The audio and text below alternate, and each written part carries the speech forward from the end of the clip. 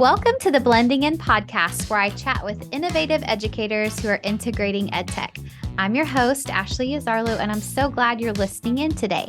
As teachers, we don't often get the chance to see into the classrooms of our colleagues, but by listening today, you'll get an auditory peek into the classroom of Gerardo Saldana, who is a science teacher and the STEAM coordinator at our Academy of Innovation here in Hemet Unified. So welcome, Gerardo. Hi, thank you very much, Ashley. I'm really excited to be here. I'm so glad that you're here. I always enjoy talking to you. So a little bit of history for our listeners. Gerardo and I used to work together at Diamond Valley Middle School, and That's I great. had just started as an instructional coach, and he was like a brand new shiny intern. So do you want to tell him a little bit about who you are, how you came to be at Diamond Valley, and then how you got to AOI right now? Sure, sounds good. Well, I think I have to go back a little bit further to explain how I became a teacher. And start out when I was 14 years old. I'm originally from Veracruz, Mexico, southeast coast, Gulf of Mexico, and I immigrated to California right before starting the ninth grade. And I came here with very limited English skills. I actually had the reading level of a third grader and the math skills of a fifth grader per the standardized testing. And so I started off high school the way that many of my students have started, with study skills and reading intervention classes, math intervention classes, not being able to take some of the elective classes that I wanted, and it was frustrating for me. Um, and that's a story that I share with a lot of my students, because though not all of them may be ALs, many of our students have had different struggles that they find they have to overcome. And so I want them to know that, hey, I've been in your shoes, or a similar set of shoes, and you got many amazing teachers here in Hemet, in all of our schools. So it's Yeah, going to take a little bit of work from you, but your teachers are here to support you. We're going to help you out. We want to see you succeed, and you can do it. that's Um, great. It's like a yeah, model of resiliency right there. yeah. It was a fun adventure. Obviously, eventually I made it out to graduated high school, went off to UC Berkeley, finished with my degree in industrial psychology, and went to the corporate world.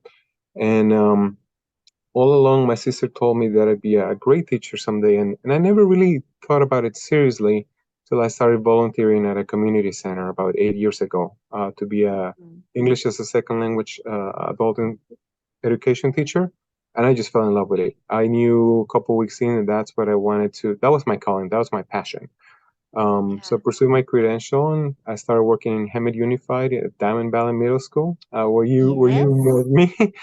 um, and from then I have just continued developing myself and getting further and further into this amazing calling. Yeah. So you were at Diamond Valley for how many years before you left? I was at Diamond Valley for almost for 4.5 years, and then so that was a couple years before the year 2020. Then went through the whole everything that everybody went through 2020, teaching online. Yeah. And then I transitioned to the Academy of Innovation about a year and a half, October of last year, Yeah. where I've been teaching. And really quickly, for those listeners who may not be familiar with the Academy of Innovation, we are a hybrid school. We have an online model, we have a hybrid model where students work online and in person. And then we have a few different really cool programs going on here that I'd love to tell you more about. So, very much involved with tech, in and out of our classes all the time. When we do a collaboration, when we teach the students, when we're working, with parents and families as well. Yeah. Okay. So there's so much to unpack here. Okay, so first of all, I remember starting with you as an intern, right? And you were just like getting your feet wet as a teacher. And then from intern, Yeah. you went to, online teaching shortly after that, a couple years later. Then you Right. became a department chair, and then you moved over to AOI, and now you're the STEAM coordinator there. So walk me through how you got from intern at a middle school to STEAM coordinator at the Academy of Innovation. Ah, um, you know, I think that I was willing to try new things along the way, and the one thing, gosh, when I started, when you met me, I was doing a lot of things wrong. I didn't have a lot of the classroom management. I didn't know, I didn't have the experience to be able to help our students out.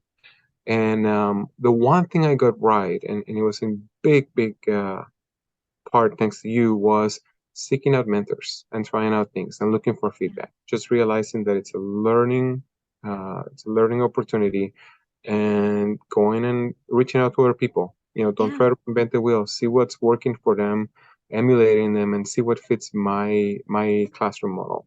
I Um, remember that. I remember out of all the teachers that worked on that campus with me those first couple of years, you were the one who was in my room almost every Tuesday for my table talk meetings, right? I yeah, used to host these table talks where I would try to provide advice and resources and coaching for the teachers on our campus. And very few people made the time to come to those. And you were consistently there.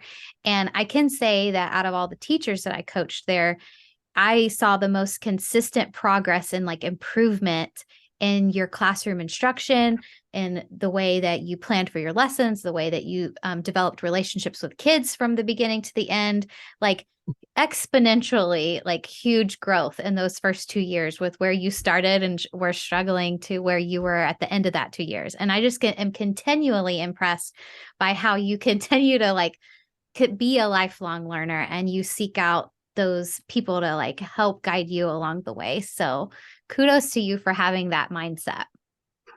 thank you, Ash. But again, it was a lot of the help that I got from you and from the other teachers, because it wasn't just the PD and the help that you were providing us with those table talks, but you were also helping us helping make introductions for other teachers that we may not have necessarily collaborated with. Yeah. You were facilitating that we could go and observe them. And we used to have a pre-talk about what are some of the things that I wanted to focus on as I Mhm. observed them, so that I had some goal in mind. We used to have a chat after the observation to see what I picked up, and you tell me what you picked up, and we used to talk to the teacher afterwards. Yeah. So a lot of those things are what helped me advance a lot faster. And you know what? Those instructional walks that I did with you and the other teachers were actually the basis of this podcast, like the Mm, inspiration, because that's where I feel like I grew as well, watching all the techniques of other teachers and going into their classrooms and like seeing how they were interacting, seeing how they were teaching. And I thought, like, I want other teachers to be able to see this happen, but we can't because we're stuck inside the four walls of our own classroom all day long, that it's really hard to get out and go see other teachers. So I figured this podcast is a way for us to kind of hear at least what's going on inside the classrooms of our colleagues who are doing amazing things, and which you are. So can you tell us a little bit about those amazing things that you're doing now at AOI, especially in that STEAM coordinator position? I know there's some really awesome things going on there. sure, absolutely. So, as I mentioned, here at the Academy of Innovation, there's a lot of really cool stuff going on. We have in-person classes, we have hybrid classes, we have online classes, and so one of those programs is the our middle school STEAM elective. And what that looks like is every Wednesday we have our elective classes. And for the middle school, all of our middle schoolers are enrolled in STEAM, which stands for Science, Technology, Engineering, Art, and Math. And I help develop the curriculum, and we look at different topics within those disciplines that the students will study online 1 week from their home, and there is some activity that goes along with that learning. It could be a simulation, could be a research activity, it could be implementing an AVID strategy to show their content mastery and learning.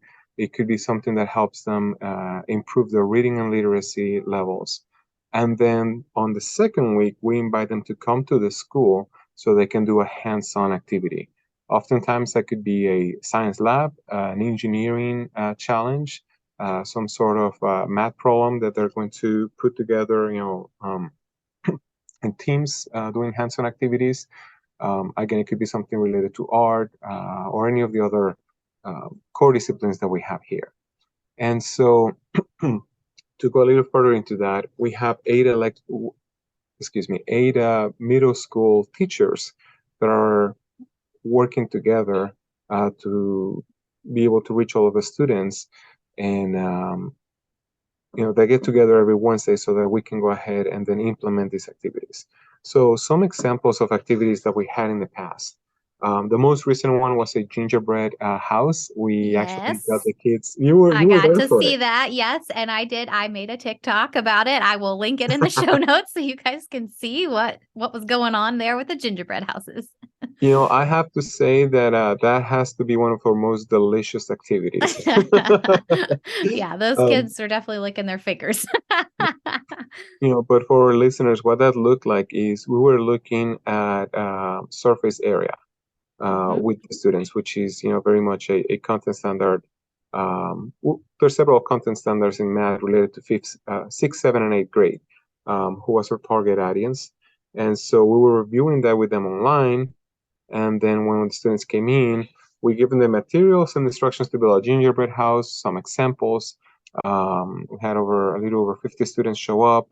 And then the students go ahead and they measure all of their materials. They proceed to build a house, they measure it, and they calculate the surface area.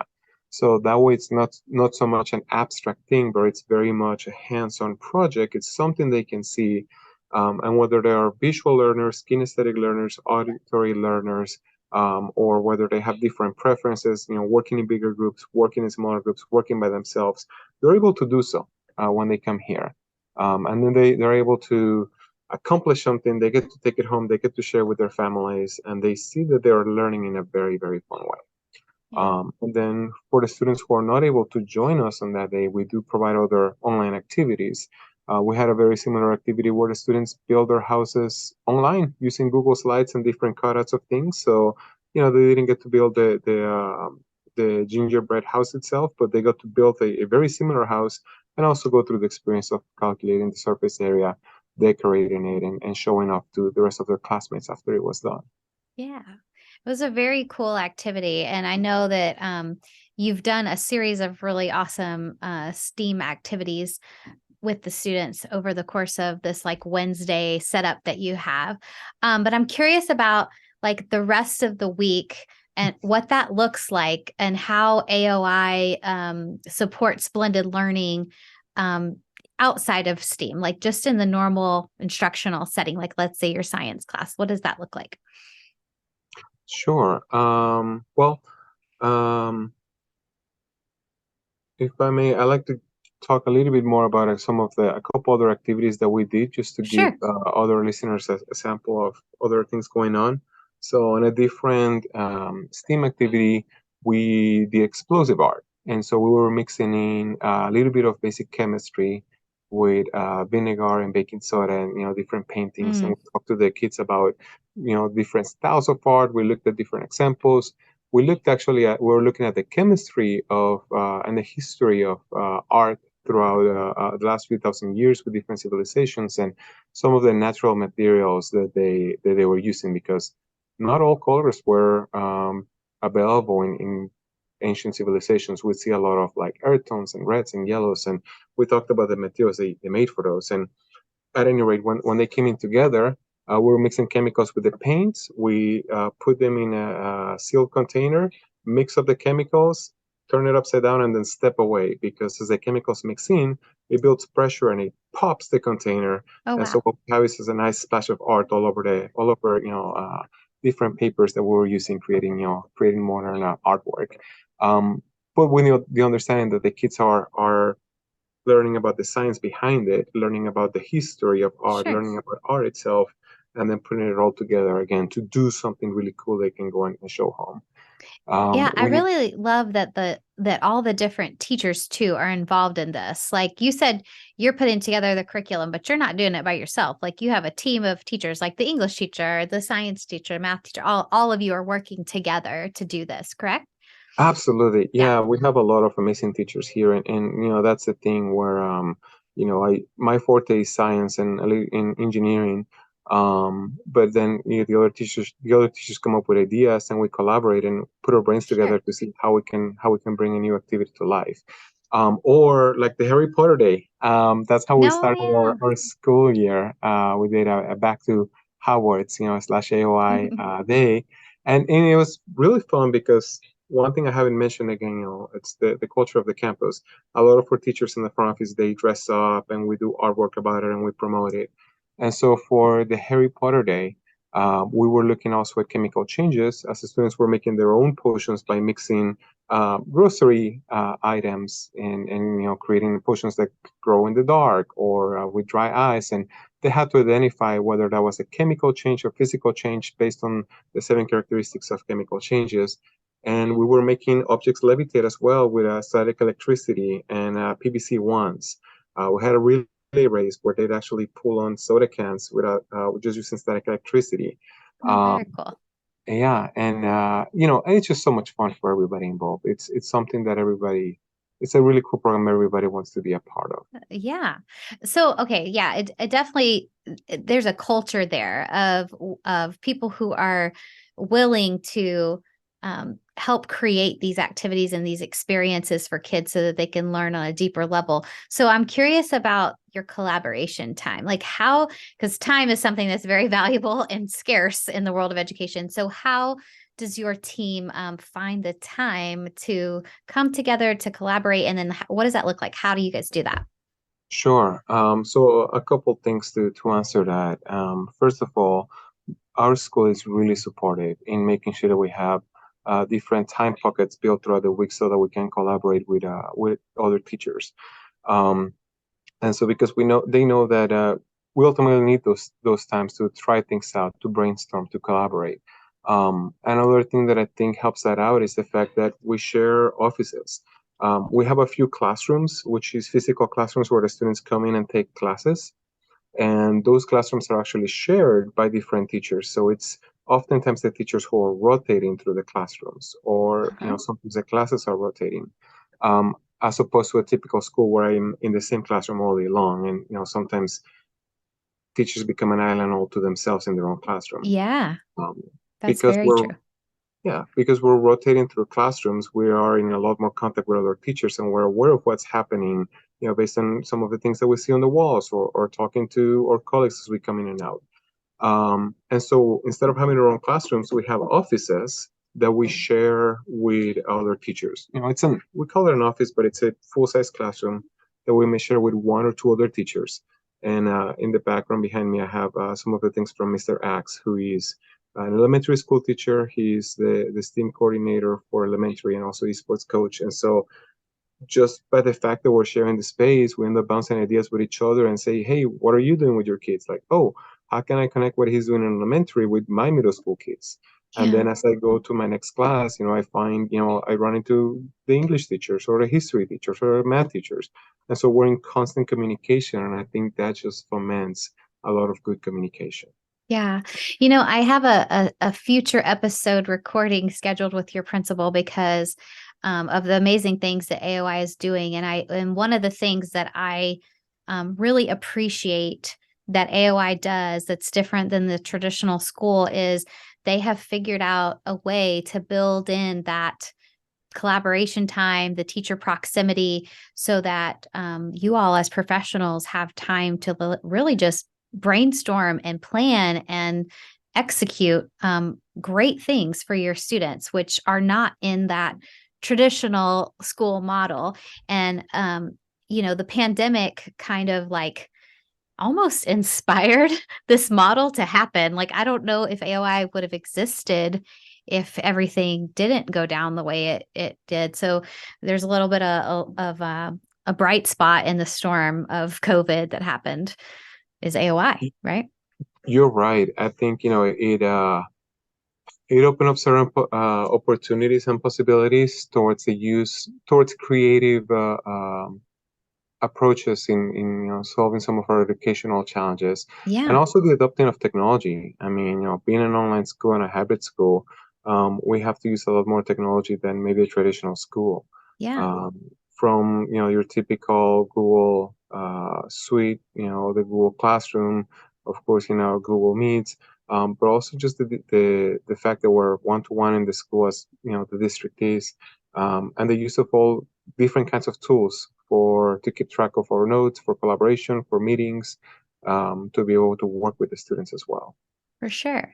So, okay, so you've mentioned this a couple times. So the school has kind of a funky schedule, right? There's online school happening, there's hybrid where they come in some of the time and then they're home part of the time.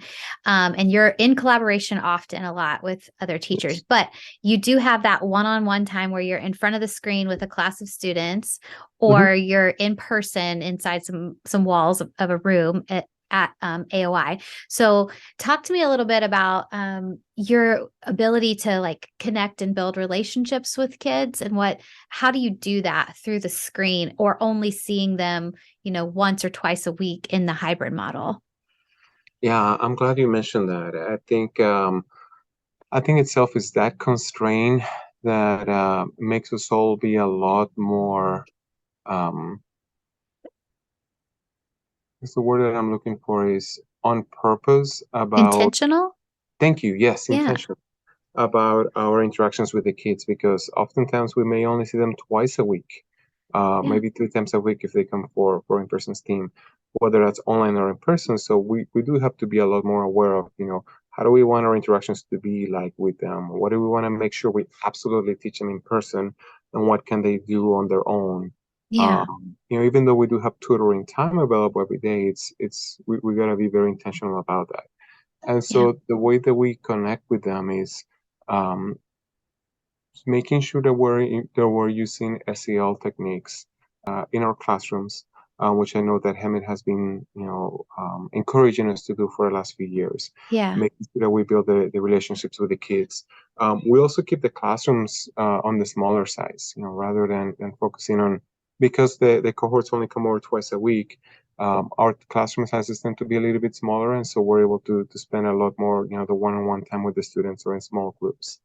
Yeah. Um, but I think looking at some of the technology tools and options, it's utilizing some of those tools to build a relationship as well. For Yeah. example, um, I've experimented before since the pandemic with using Google Classroom and other tools like Padlet as social platforms themselves. I mean, the kids Hmm. interact with each other through social platforms all day long. So we can use the Google Classroom within certain boundaries and rules, or PowerPoints, for them to decorate their own. So some of the things that the kids have done is they create social PowerPoints where each student in a group of friends or each student in a classroom gets a slide, and then they'll add pictures of the most recent shows that they're watching, or video games that they're playing, or their likes, or plans to where they like to go, in the next couple of weeks on a trip or something like that. And so that's sort of a platform for other students to log in and see, oh, okay, so and so has been watching this anime recently. I'm also watching with them. I'm gonna drop a comment on their slide and say, what did you think of the last episode? Yeah. That sounds Utilizing. like the Edu Protocol Thin Slides activity.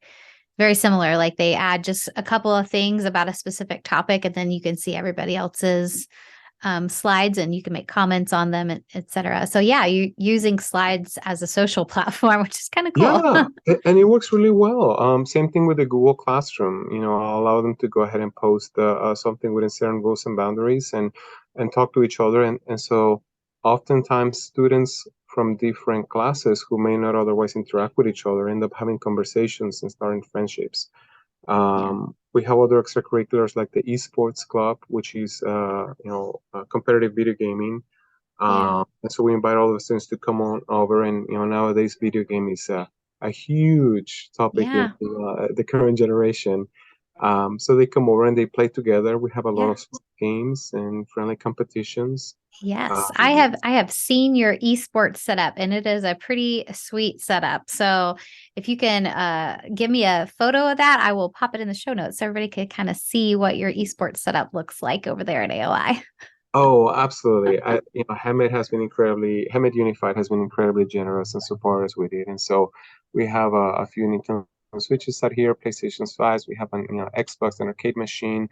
multiple large screen TVs, LED lights, speakers, lasers. It's insane. It's pretty It's it's a pretty thing of sweet. dreams. These kids are Yeah. lucky. um, um, yeah, so that that's all great. Like building all those relationships. And I can tell from the few times that I have been over at AOI, the culture there, not only among the teachers, but among the students, like it's a positive culture and the kids seem to really enjoy being there. I don't see a lot of conflict and bullying and like that kind of thing that you see in a typical secondary setting. So I mean, it's really a great culture that you guys have built over there. Oh, absolutely. I'm still, I think one of the things when I was new to this school, I was floored to see elementary school students playing with middle school students and high Hmm. school students together in the basketball court at lunch and getting along together. Yeah. And again, there have to be certain boundaries and supervision and all that in place, but it's really a very cohesive culture. Everybody knows each other. Everybody gets well along with each other. Yeah. Um, and again, it's about giving the students the platforms to be able to develop those relationships. Yeah, Uh, I love that. So let's talk a little bit about that. So culture's good, relationships good. How about work ethic with those kids? Like how are they motivated to do the work? Like when they go online and they're having to do things by themselves independently. How's that going? Are they turning in things? Are they learning? Like what's tell me about that. I think, in that regards, we face the similar challenges as the other schools face, especially sometimes when the kids are at home, they can get a little bit more distracted. So Sure. we utilize the tools, provided to us by the district, like Go Guardian, to monitor, make sure that they are doing what they're supposed to be doing. But then we have to get a little bit more creative and oftentimes incentivize the students to do the work by letting them know that we're going to be sharing whatever they build with the other classmates and the students, or by creating a competition against the other class, to see like, hey, let's see who's able to, which class is able to complete, which class has more students that complete this assignment, or which class is able to collaborate better for this assignment. So find fun ways for the students to want to do the work, to gamify it a little bit. And again, build the social platforms. Like we mentioned, one thing that we used to have also was like social team meets.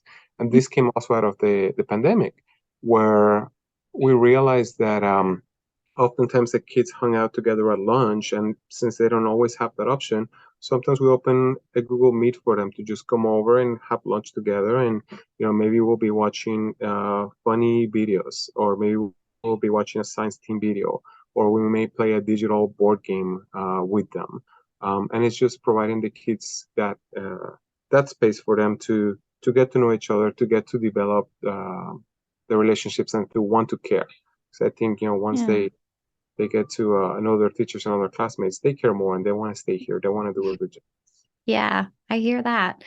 Um, is it a challenge for you? I know you mentioned some of the same challenges as traditional teacher, but when you're teaching online specifically, is it a challenge for you to get students engaged while they're online, or are they turning on their cameras? Are they participating, or is it like radio silence? You're not sure if they're there or not. Like, what is that like like I say post pandemic really because it's over, but we had like online instruction during the pandemic and I know that was Uh-huh. so challenging for so many teachers. But how is it different online now with AOI versus online during the pandemic? Great question. We still have some of the challenges, but it is a lot. It looks very different than when we started. I think when we started, it was brand new to a lot of us. The students quite didn't know the Mm-hmm. expectations. They weren't as comfortable with technology. A couple years after that, the students are a lot more welcoming of that model. They know the expectations, and then they know that it's just another classroom, just like any other, and they do have Mm-hmm. to meet the expectations. But I think one thing that helps with that is utilizing technology in our favor, and giving the students options and choice and voice. Whenever we're doing an assignment, the fact that they have the technology available on the computer, and many of the apps that we have here allows them to really explore their creativity, and to try different things out. Like Sure.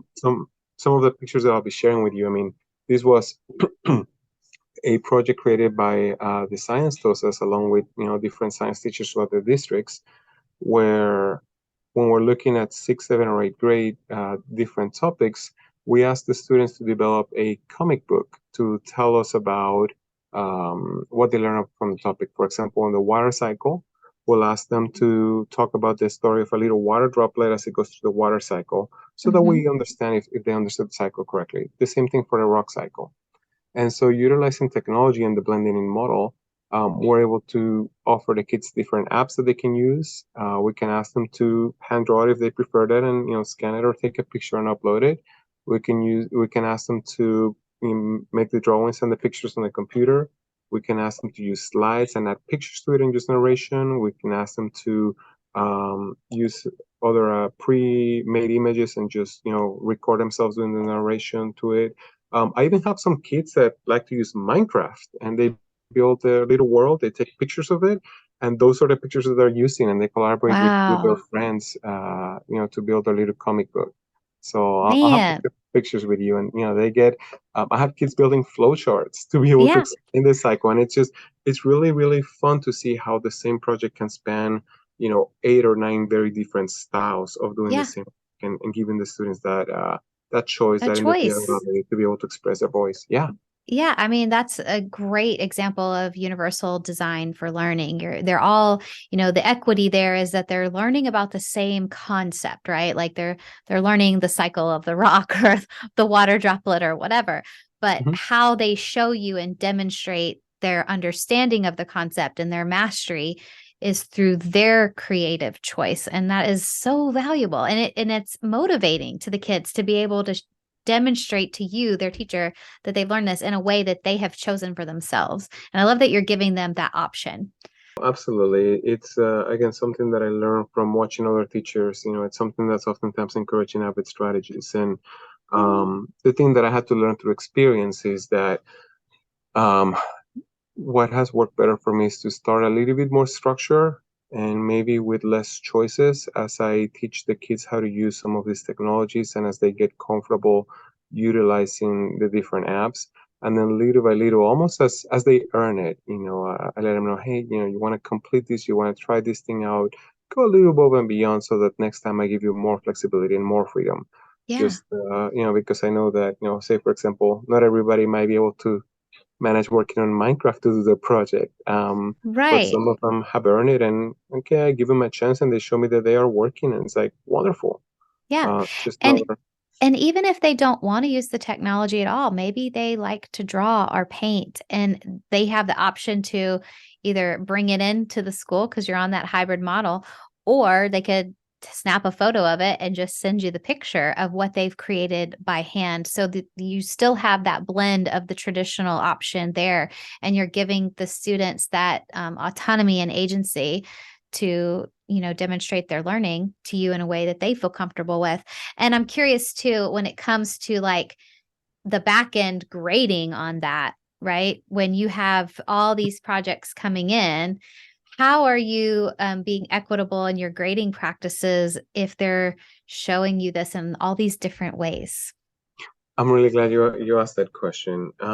So in projects like that, we have rubrics built in, and we go over the Mhm. rubrics with the students, letting them know what they're going to be graded on, as far as making sure that they're including the vocabulary words, making sure that they're hitting the different key parts of the cycle, whether that's a rock cycle or the water cycle, in the examples that I used.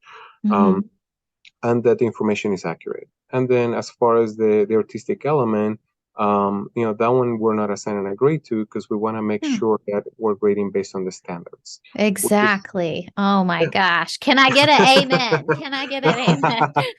And that's another big thing that the district's working on, and the school has been incredibly supportive on, just to make sure that hey, that that we're aligning the work that we're collecting to the standards, that the students understand what's asked of them, that they have access to the rubric, and they can go back and self-check with themselves, like did I hit all these points, and what can I expect will be my grade, and then as far as developing the project, that's the fun part. That's the artistic element. That's the part that they love to do. Yeah, I mean, and that's great. You're communicating that rubric and that success criteria ahead of time so they know exactly what you're going to be looking for when you're grading that assignment. And so they're essentially getting to pick the grade that they earn, right? Yeah, Yeah, yeah. I love that. Okay, so let's kind of bring it home here. You've come so far in your journey as a teacher. So what advice would you give to your younger self, like knowing what you know now?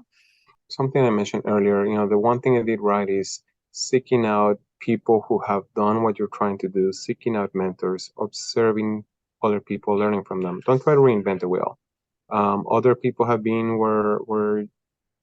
in your shoes. They've done what you want to do. So reach out to them. Especially in the world of education, we can sometimes get too busy in our own classroom. And if we don't have the structures building like we do at AOI, where we're constantly collaborating, we need to seek it out a little bit more. That's gonna help us learn so much faster, whether it's in technology or pedagogy or just bouncing ideas. And it makes the work a lot more enjoyable too.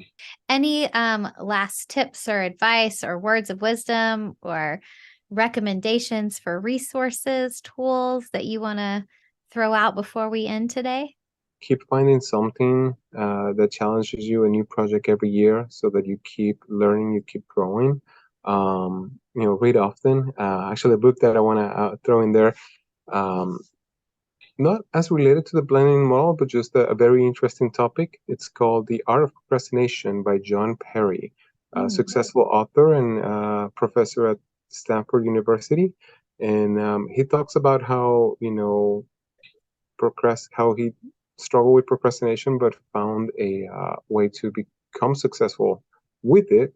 And I found that that's applying the same model that the book talks about has helped a lot of students. So just something, that I wanted to throw in there if the teachers want to read something coming out of a left field, something different. Yeah, I'm going to have to read that one. I haven't read that one yet. Well, thanks so much for coming on the show with me today. It's been great chatting with you. You are such an inspiration. Thank you very much, Ashley. It's been a lot of fun. I look forward to seeing how the podcast grows and to continue being part of this amazing team here at AOI and at HUSD. Thanks for listening to the Blending In podcast. I hope you gleaned some inspiration to blend in EdTech and some top-notch transformational techniques into your instruction. You can find show notes and resources from today's episode on our website, blendinginpodcast.com. If you loved what you heard today, leave a review and hit the subscribe button to get notified when new episodes are dropped. Also, follow us on social media and use hashtag blendinginpodcast to add to the conversation. Until next time, don't hesitate to innovate and integrate.